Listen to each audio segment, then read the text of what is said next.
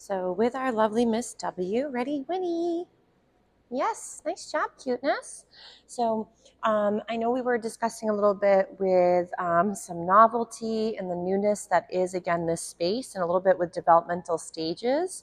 Some of my favorite skills to warm up with are a little bit with some name recognition, or for example, the little positive interrupter is also one of my favorites. So I might go, yes. And so for Miss W, every time she hears that little kissy noise, it means come check in for a paycheck. The benefit to that behavior is then you can start to interrupt things that you're not a huge fan of, as opposed to sort of yelling or scolding the situation.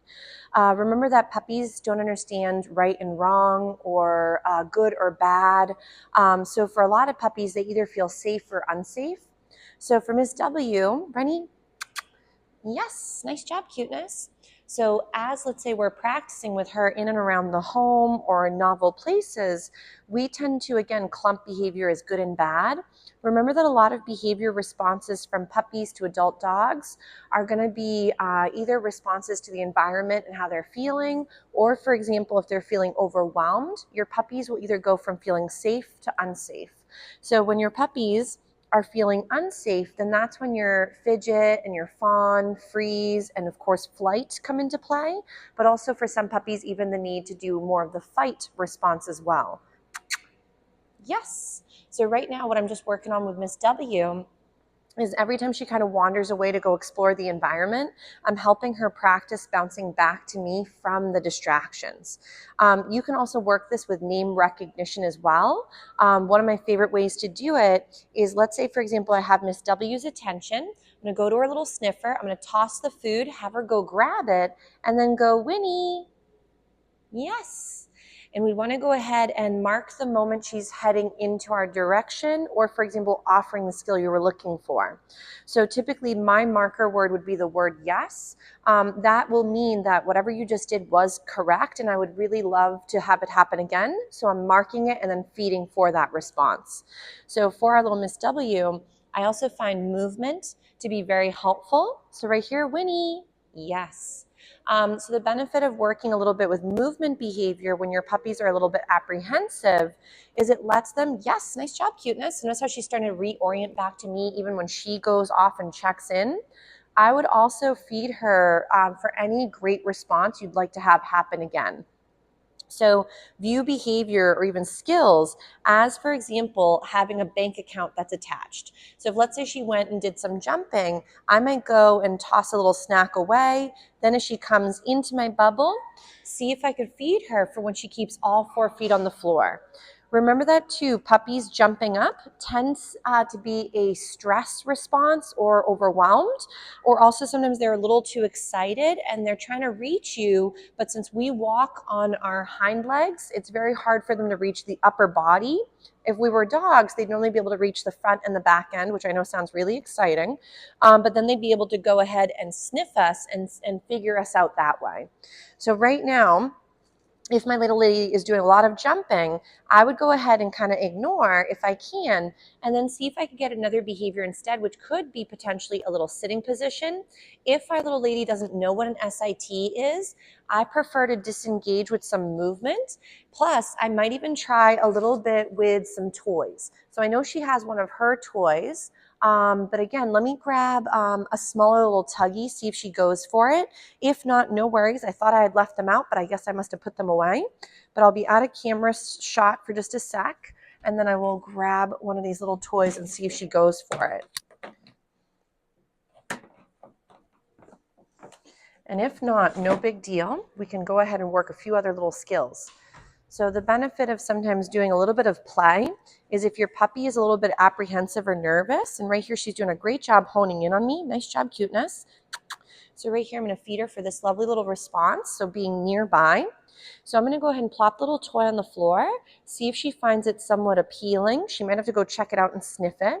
Obviously, as I mentioned earlier, her first day might be more just getting comfortable in the weird environment, getting to feel cozy with the weirdness that is the sights and sounds of the building.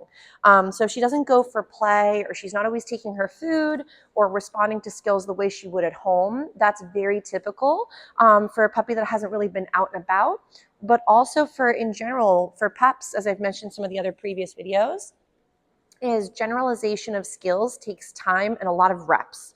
So for my little lady, what I might try and do is just do a little bit of walking with her. And whenever she's near my side or nearby, I'm going to feed her a little crumb. So the benefit of this skill is it starts to get a little bit of this ability to reorient back to the handler. And if, let's say, she gets a little confused or distracted, I might go, Winnie, yes, and then feed her for that lovely name recognition. You could be doing this obviously in the home where they feel a little bit more comfortable and there's not as many distractions, where outside you may find the environment outdoors to be very sort of noisy or distracting, or of course right now a little slippery. So very nice. So we might go, Winnie, yes, good girl. So she heard her name, but then I also threw in that little kissy noise because I wanted her to start again seeing that or hearing that the kissy noise equals good things are about to happen. So if, let's say, there's certain things you don't love her doing, asking for her to do a check-in versus getting into trouble is a much better option. Remember how I mentioned puppies either feel safe or unsafe? Depending on how we deal with certain situations, we may by accident be startling our dogs or puppies, but not really teaching them what we'd rather, and instead showing them at times we get agitated or overwhelming or spooky. So remember to create this really nice rapport with your pup, and also to help her build confidence versus more anxiety. We want to start being able to help her when she's overwhelmed or too excited versus scolding or trying to suppress behavior.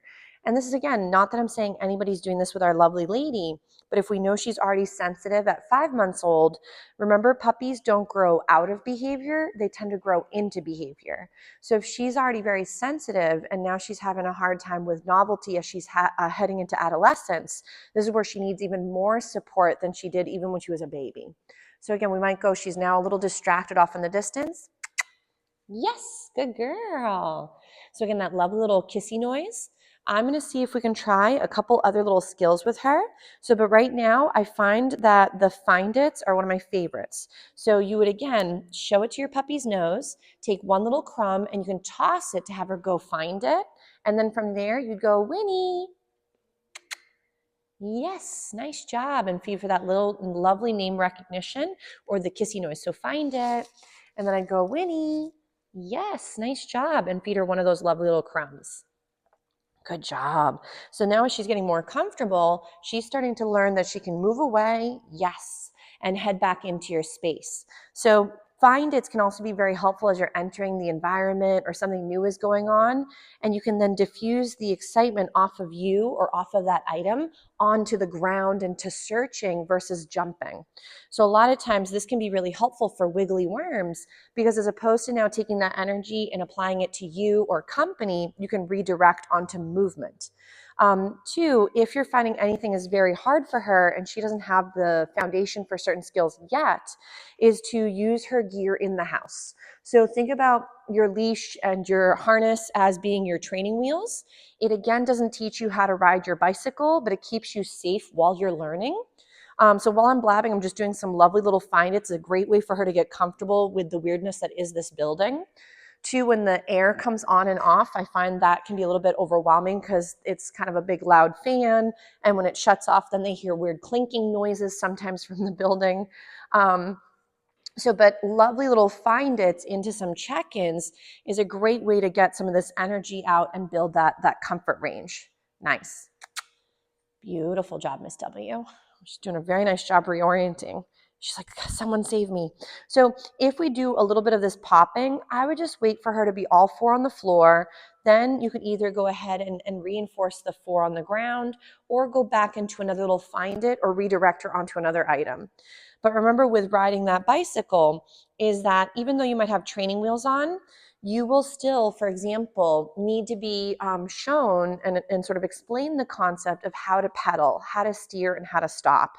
So even though training wheels might be attached, you don't instantly know how to ride a bicycle. So the same thing with puppies. Just because they have a leash on or just because they have equipment on doesn't mean we've actually shown them how not to pull or how to do something instead of the original skill. So maybe what we'll do is we'll do a few more little find us for Miss W with a little bit of name recognition. Winnie. Yes. And then what I'd like to do is do a little bit of some of that loose leash walking, but maybe also do a little bit with our puppy push-ups, which could be potentially, ready, find it, getting sits, downs, and stands. Yes, nice job. So again, you can see she gets a little bit unsure with some of the weird noises. And the popping, as I mentioned, is also a stress response. So when your puppies are really excited and a little overwhelmed and sometimes feel a lot of emotions but don't quite know what to do, they will tend to pop up on you or on items as well.